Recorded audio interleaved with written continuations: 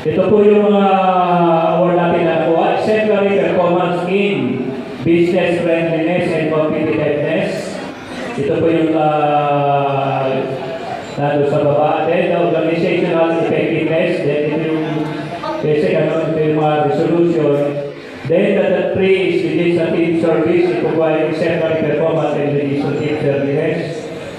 Then, yung sa exemplary performance and nutrition feeding program. Then, exemplary performance in business and financial management. At nakakuha rin tayo ng best practice. Second po tayo sa PAC sa Barangay Award, Barangay Ball Proputo 3.0.